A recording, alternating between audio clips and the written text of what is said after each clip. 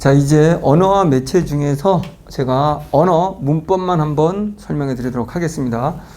자, 문법이 그렇게 잘 낸 편은 아닌 것 같습니다. 약간의 지식들을 원하는 문제들이 나와서 이게 수능과 다른 거라고 보여지고요. 요 지문 내용도 거의 없습니다. 별로. 그래서 지문은 분명히 반드시 읽어야 될 것 같고, 저는 읽지 않고 쉽게 여기 형태소와 형태소가 만나는 경계, 요 경계의 요 문제를 한번 풀어볼게요. 그럼 바로 기억으로 가서, 원래 그렇다면은 형태소와 형태소에 관한 종류들을 쭉 말을 해줘야 되거든요, 수능에서는.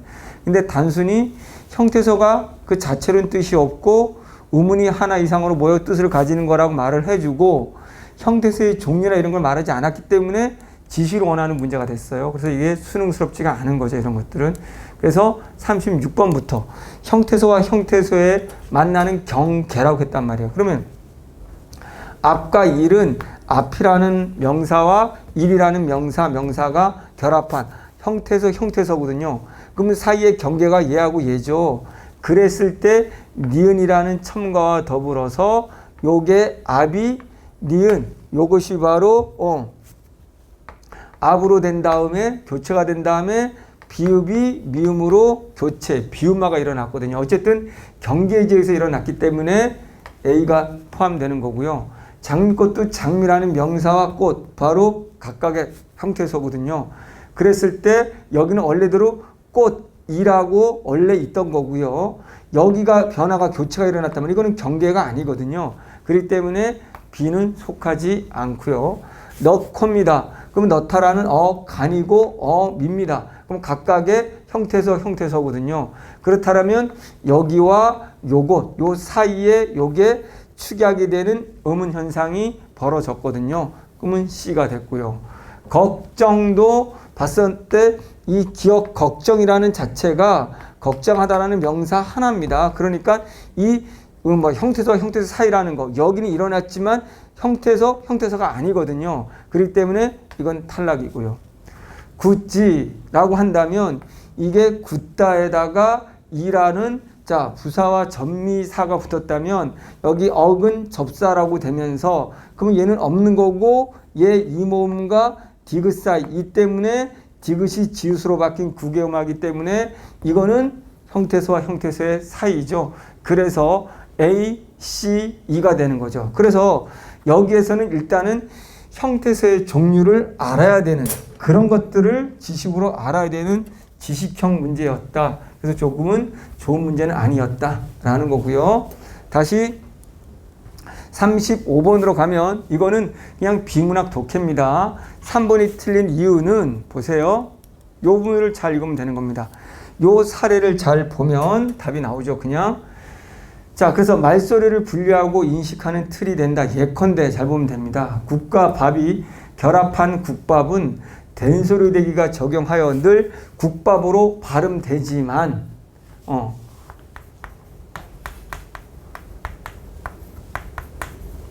발음은 국밥으로 되지만 되지만 우리는 이것을 밥이 아니라 밥과 관련된 것으로 인식한다. 밥이지만 인식은 우리는 밥으로 한다. 그러면 우리가 인식하는 요 대상은 원래 뜻으로 인식한다는 거죠. 발음으로 인식하는 것이 아니라.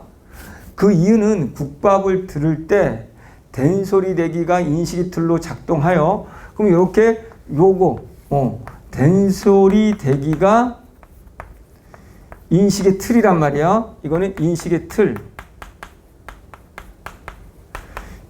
틀로 작동하여 된소리 대기 이전에 음운 배열인 국밥으로 복원되기 때문이다. 이게 인식의 틀로 작동하면서 바로 된소리 대기가 이전의 음운 배열일 때는 밥이 되는 거죠. 음운 배열은 그 이전으로 복원하기 때문이다. 그러면 이 된소리 대기가 인식의 틀이 작동해서 우리는 요걸로 이전 걸로 인식한다죠. 그러면 사례 그대로 와보세요. 국어에서 밥만 있어요. 밥만. 발음은 요 밥이 밤으로 나지만 그럼 똑같은 논리로 똑같이 국밥에서 똑같이 이게 밤 만 이렇게 되는 거죠. 그러면 요게 의문 현상이 자, 이게 밥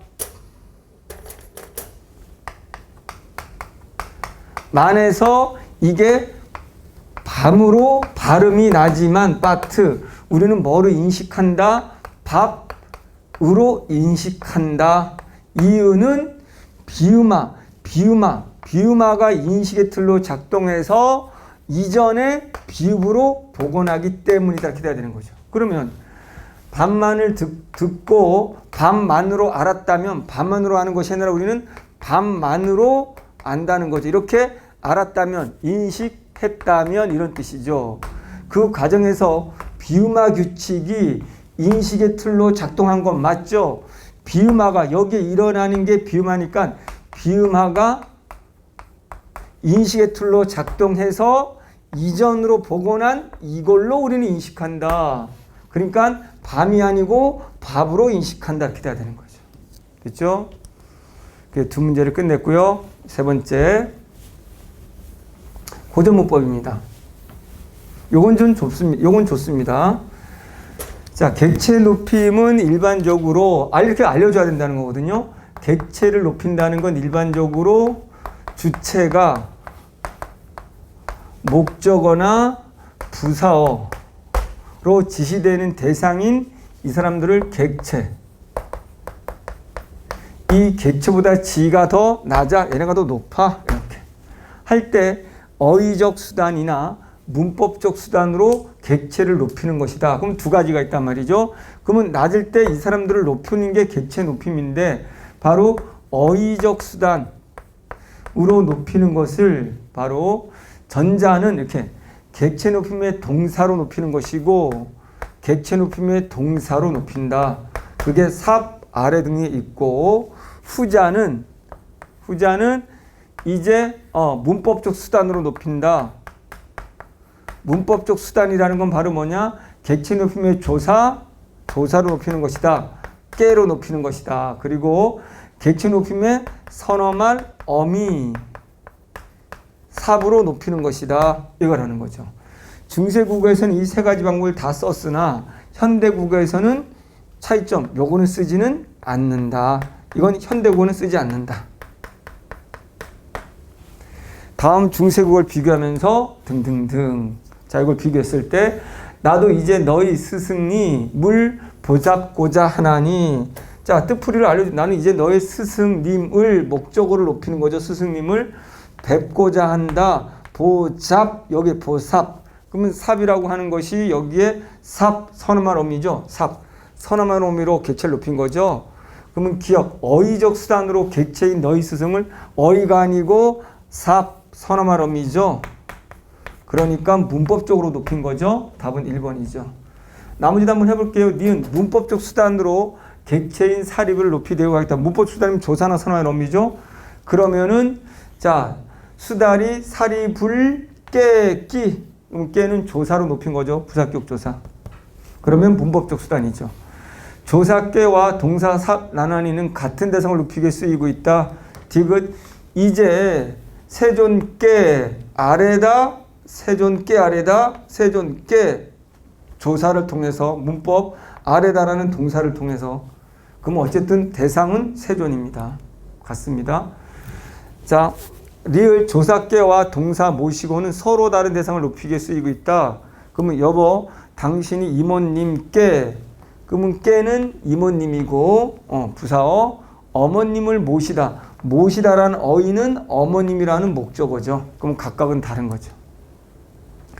주체와 객체의 관계를 고려하면서 동사 여조의 사용은 부적절하다. 그러면 미은 선생님께서 그 아이에게 선생님이고 그 아이 그러면 선생님이 주체가 되는 거고 그 아이에게 부사어 얘가 객체가 되는 거죠. 다친 데 없는지 여쭤본다. 높은 사람이 낮은 사람한테 여쭙다라는 특수 어휘를 사용했죠. 그건 맞지가 않은 거죠. 이 아이가 더 높아야지만 여쭙다라고 말할 수 있는 거죠. 자, 그래서 문제를 또 잘못 낸 게 앞에서 보기 문제에서도 뭐 형태에서 했는데 여기서 형태수를 또 내네요. 문법에 낼 게 없었나 봅니다. 그래서 이런 것들은 조금 또 수능스럽지 않죠. 문법 영역이 겹쳐버렸으니까. 그게 조금 아쉽습니다. 자, 우리가 이제 자립 형태소이면서 우리가 자립 형태소는 또 뭔지 문법적인 요소 알아야 되는 거예요. 자립 형태소는 스스로 독립적으로 가능한 거기 때문에 체언, 수식언, 독립언이 여기에 속한다. 이 정도는 우리가 딱 암기를 해야 되는 거거든요. 근데 암기를 자꾸 물어보면 안 되는데 첫 번째 문제랑 이 문제가 또 암기를 요했어요. 그러니까 수능스럽지 않죠? 이거고, 그러면 의존 형태소는 바로 이제 용언에서 어간, 어미, 접사, 조사 이거라는 걸 알아야 되는 거죠. 그러면 다시 자립 형태소이면서 우리가 실질 형태소. 그러면 얘네들은 다 자립입니다. 자립인데 얘네들은 진짜로 다 의미를 가지고 있는 실질이에요. 그런데 이제부터가 의존 형태소. 의존 형태소이면서 실질인 거. 의존 형태인데 실질인 건 얘밖에 없어요. 어간은 의존이면서 실질적인 의미를 갖고 있는 거죠. 너무 심했죠, 암기. 그러면 나머지 의존이면서 형식은 얘네예요. 의존이면서 형식 이렇게 되는 거예요. 그러면 자, 이걸 가지고 답을 찾는 거죠. 우리는의 우리와 드디어는 니은에 속한다. 이것이 기억 니은을 다 그럼 배워버렸네. 그러면 이것이 자립이면서 실질인 것, 자립이면서 실질인 얘네들인 기억이 되는 것이고, 니은 의존이면서 실질인 거는 여기에 되는 거고, 니은 어간. 그리고 얘네가 디귿이 되는 거고. 그럼 우리는의 우리라는 거 체언이죠. 는이라는 건 조사죠. 그러면 우리와 드디어라는 부사는 니은에 속한다. 니은 어간 아니죠. 기억에 속해야 되겠죠. 자, 비를과 기를에는 기억과 니은에 속하는 형태소만 있다. 비를가 그러면 니은. 그러면 니은이라는 것은 없죠. 여기에 니은 어간은 없죠. 여기에 비와 길은 체언이고요. 그럼 기억에 있을 수도 있고, 리을, 을은 조사죠. 그럼 조사는 여기에 있어야 되는 거죠. 여기 디귿에. 맞고의 맞과 맞서다가의 맛은 모두 디귿에 속한다. 라고.